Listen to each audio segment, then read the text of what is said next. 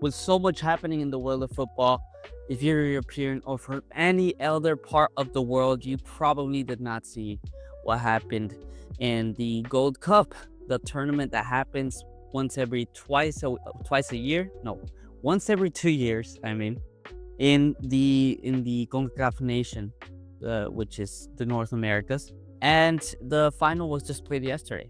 So as I said, this video is going to be going over the three host countries of the World Cup that's going to be happening next year, which will be Canada, the United States, and Mexico.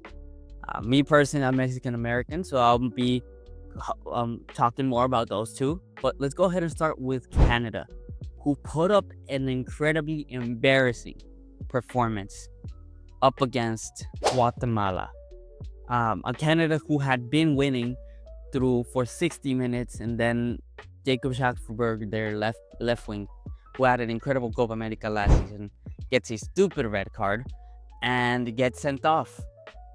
And on that point, it becomes a steep slope for Canada, and Guatemala, on I believe it's their first time reaching the semis, end up tying Canada, sending it to penalties where Canada can't just do it, and Guatemala end up eliminating them. Absolutely embarrassing. Now there was a lot of their team out. I mean, Alfonso Davis, he's out for an injury, and they had a couple players out for the Club World Cup, Eustachio being one of them, but they still had incredible quality all around the pitch. They had Jonathan David, pretty much their whole center backs, their whole defensive line was there. So there was really no excuse for them to end up going out. And it truly is an embarrassment for Canada. I mean, these guys are about to host the World Cup, and they were supposed to win this Gold Cup. Mexico in the group stage had to seem very lukewarm playing wise. The United States, they were winning, but they were playing their B team. This Canada team should have beat that US B team if they made it into the finals. And they had, in my opinion, they performed kind of the best out of the three. I mean, they ended up tying against, I believe it was Curacao, but they destroyed Honduras, who made it into the semifinals of this edition. And they really did look like a strong team on paper, at least. But they ended up flunking in the quarterfinals, man. It's truly an embarrassment for Canada. Now we're over with Canada. Let's go ahead and talk about the United States. Now, I really like this shirt quite a bit, man. Mexico won, but goodness gracious, this shirt is incredible. Anyways, I am getting sidetracked. The United States reached it into the final. They looked quite convincing. They had their B team. And honestly, having their B team is a very, very bad thing when you're so close to the World Cup. I mean, these guys need time together to play. Now, it's good to see younger players, different players to play, see if any of them can break into the starting 11 or break into the team and bring into the World Cup. But you're a year away. You're not going to be playing qualifiers. You're not going to be playing any important games apart from this tournament. This is going to be the most important tournament that you're going to play until the World Cup. So you want to be as prepared as possible. And Mauricio Pochettino came like a year ago, and he has not, as I said, they're automatically qualified. So I haven't played any qualifiers or any intense matchup. This was the first tournament, I believe, that Pochettino was playing with the U.S. men's national team, and he didn't have his entire squad at all. Some went to the Club World Cup, and others, like Christian Pulisic, decided to take a break, as well as Yunus Musah decided to take a break from the national team for a bit, preparing for the World Cup. Now, I have no issue with players going take a break, right? But I mean, if you're the captain of the U.S. men's national team, I believe you do have to be in every single game that you can, especially if you're at the prime of your career. Not 34, not 32, not 30. He's 26 years old. He has to be in with the U.S., whether he's just as a moral support or not playing or whatever, but he has to be there. And of course, other players in the Club World Cup. So Pochettino did not have his whole team. As I said, he played a B team roster, and that B team roster did not look well. Of course, you had a couple of the starters that are going to be playing on the World Cup, but I mean, you're still missing players like Pulisic, Yunus Musah, Gio Reyna. That guy didn't sniff a minute in the Club World Cup, and he went there. I don't know. Weston McKennie, you're missing plenty of good players for you. And Pochettino did not get the chance to play in a competitive tournament, a competitive setting, with any of them. But I mean, some good things that were there. I mean, Diego Luna, Malik Tillman was great. He didn't play that well. He didn't do much up against Mexico in the final, but he looked quite well. And I mean, Gold Cup is not known for being a competitive scene, a competitive cup. But I mean, once you get to the final, if you're facing a team like Canada, the U.S., if you're facing a team like Canada or U.S., Mexico, which you're probably gonna see, that's the most competitive that you are gonna get. Now let's get into the final, man. It was a 2-1 defeat to Mexico, and the U.S. had shown the entire Gold Cup that they were very, very good in offensive set pieces. I mean, the first goal came from a header from Chris Richards. Great goal, great defender. That's an incredible center back that you have for the World Cup that he's definitely going to be starting. But I mean, other than that, they really did not generate much of all, you know? They had Ajiman had a couple chances up against Malagon, but it was mostly because Malagon is dog shit that happened. But other than that, nothing, absolutely nothing happened from the U.S. There was really no creative thing that happened. I mean, they pretty much got dominated by Mexico almost the entire game. And I mean, it's a B team. It's what to be expected. Diego Luna couldn't do much against that midfield, and especially when Ajiman has those clear chances that he had. He had like two absolutely open chances, like the Malagon one, and you missed both of those. It's kind of like, if your striker can score, how much am I gonna be able to do? It didn't help that the Mexican center backs had an incredible game, up against Ajiman, up against Tillman, up against these guys, and they really couldn't do much of anything, honestly. Which is to be expected. Again, it's a B team, and this is by no means justifying the U.S., man. But they played mediocrely against Mexico, really mediocrely. And you're about to host the World Cup. You're gonna be the main guy in the World Cup. You're gonna be the main fella that's gonna be the eyes on the United States. And you played against Mexico, a B team. Pretty much got run over. The result doesn't say it, but pretty much got ran over by them. Pochettino doesn't know what his best team is. So you're kind of like, wow, it looks really, really, really bad for the U.S. coming up onto the World Cup. And as I said, the Gold Cup is not the most prestigious trophy, the most prestigious competition. But coming up to a World Cup, when you don't have qualifiers and you don't have any more competitive settings to put your team through, this is the type of games you want. The type of opponents you want. A rivalry. A rivalry. Yeah, a rivalry. I didn't see a single point to where Mexico and the U.S. were feeling each other like this rivalry, man. As I said, Chris Richards scored quite early, but from then on, it was just Mexico Fest all over. They really couldn't do anything against Mexico. And overall, it's a really, really poor showing for the U.S. men's national team. The main guys. Because you're not gonna blame Timothy Weah or Weston McKennie. These guys were in the Club World Cup, right? Independently of whether they play or not, like Gio Reyna. But you did miss quite a bit of your players that just chose to not be there. I believe Anthony Robertson decided to not be there. It's truly baffling to me to see a team a B team compete just before the World Cup, right? And I don't know how this team is gonna look for the World Cup. Pulisic said he took a break so he could be better fit for the World Cup. Hopefully that's true. Hopefully he's better fit. And we'll see what happens with the United States a year from now. Now, let's move on to the Mexican national team.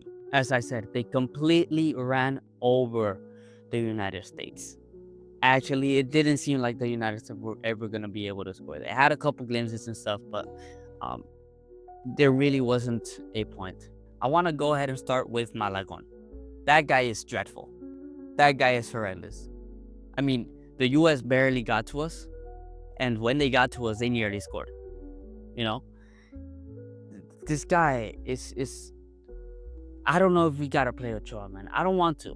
I really don't. But this guy, I've heard a lot of overhype that he's the best goalkeeper in Liga MX and stuff like that. This guy isn't showing it. I don't know who else we have in goalkeeper to put instead of Ochoa, but he's not confident at all. He's not good with the ball at the air. He doesn't communicate well. I don't know if this was just a one-time thing, if because he's starting in the national team. He's not starting in the national team. This guy like 29 years old. So I don't know what's going on with Malagon. But honestly, this guy, the goalkeeping position is one of the weakest positions that I see all over the pitch. But anyways, apart from that, the team played pretty well. Jorge Sanchez, I hope he doesn't start for the World Cup. I hope there's a better right back. No offense to him, right? But he's just not technically there. And yes, against his B team, it didn't look that bad. But when you're going to be facing people like maybe Mbappe, maybe Mane, maybe these skillful wingers, this guy's not going to hold a torch to them. So we really got to figure that out, you know? In terms of the center backs, I think I really like Johan Vasquez. Johan Vasquez, he was incredibly solid. Absolutely incredibly solid. He gave an assist. Cesar Montes, on the other hand, he played well today, but you clearly see the difference between a player who plays in Europe and a player who he's not the best. You know, Cesar Montes, he's good and all. He made an incredible tackle, but he made a couple mistakes. You know, I don't think that yellow card he shouldn't have gotten. I think he could have waited. I think he was part of that one of those guys that was involved in the whole weird Malagon situation. But I honestly think it was Malagon's fault, so I don't put blame on him. But I do see Cesar Montes as a shaky defender. But alongside Johan Vasquez is actually a wall to reckon with. He's an incredibly good center back to have back there. Then Gallardo, same thing with Jorge Sanchez, man. He didn't play bad, but we're facing a B team USA team, you know. I really would like to see this backline, this team play up against a team like France or Spain or Brazil or Argentina as a friendly to see where we stand and whether or not this team is actually competitive or not. But it does seem like Cesar Montes and Johan Vasquez are going to be the partnership for the World Cup, and I'm actually happy for it. I'm quite happy for it. I think both of these guys on the right side and on the left back side, I think both of their replacements are in the Club World Cup. So, I don't know, maybe there's some changes there. Then in the midfield, Marcel Ruiz has to be starting. I really love the way he plays. He's great at defending and also really good at attacking. He's really good at ball carrying and passing out. And having the type of player like that alongside Alvarez is great to see. No longer seeing somebody like Charlie Rodriguez. That guy's dreadful. I don't know. Well, he's here because of the Club World Cup probably. But Chiquito Sanchez will probably be instead of Eric Sanchez. And talking about Chiquito Sanchez, Mora, 16 years old, man. This guy is really looking good. I'm not gonna overhype him. He's still 16. Give him about a year or two, see how he develops in La Liga MX, or if he goes to Europe, see how he develops there. We gotta stay calm, but he looks really good. He looks like a great player. He got a couple shots. He was playing with quite a bit of flair. He's playing quite offensive, and yeah, a great player. There's not much I can say there. He'll probably not end up starting, but he'll probably go to the World Cup as a 16-year-old. He'll probably not start, right? As I said, I think Chiquito Sanchez would be a great player to have alongside Edson Alvarez and Marcel Ruiz. But honestly, off the bench, this guy would be a great player to have. Now on to the attack. Alexis Vega kind of cemented himself as a right winger starter. Quinones is nowhere to be seen. The times he was able to play, he really did not seem like he was trying to run at all. Hopefully Alexis Vega is able to hold his form throughout the La Liga MX season, and he's in incredible form once again, like he was this season. And Raul Jimenez, same with him, man. I mean, this guy has. If we have that same amount of finishing, that finishing was absolutely insane, man. If we have that level of finishing, it would be great in the World Cup. Hopefully, he's able to stay healthy, fit and with no injuries at all, so he can play pretty much every single match. And we have Santi Jimenez coming in from the bench. He hasn't looked good in the national team, but you know the quality that he has. Maybe he could offer you something completely different.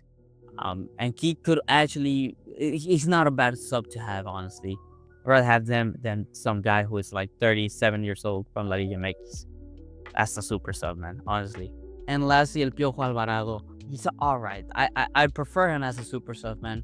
I felt like every time that he had the ball, when Mora had the ball and gave it to him, Mora was trying to go up front, right? He was trying to attack. Gave it to Alvarez. He took a bit too long, played it back.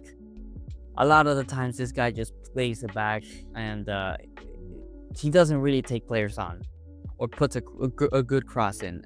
It's quite frustrating to see that guy, but it is what it is. As a super sub, as I said, he wouldn't be bad.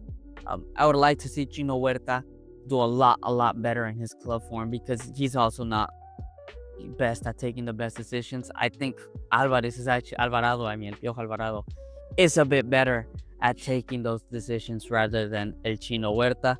Huerta kind of has this happy feet mentality to where you don't know what the heck he's gonna do.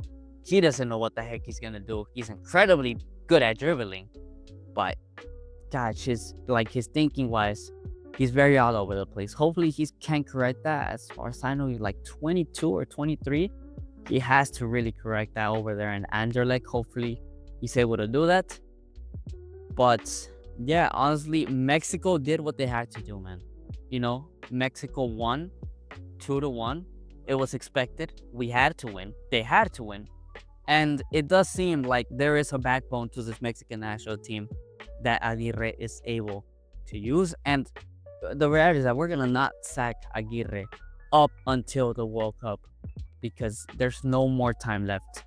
Aguirre has to do as much as he can with this team, because he just got appointed pretty much. And it's basically in the same boat as Pochettino at this point. But Pochettino, as I said, had his B team in a competitive setting, while Aguirre had his A team pretty much the entire tournament. So that's a good thing for Mexico. Looking good for the World Cup. They were able to win the Gold Cup, and I hope you guys enjoyed, and I'll see you guys on the next one.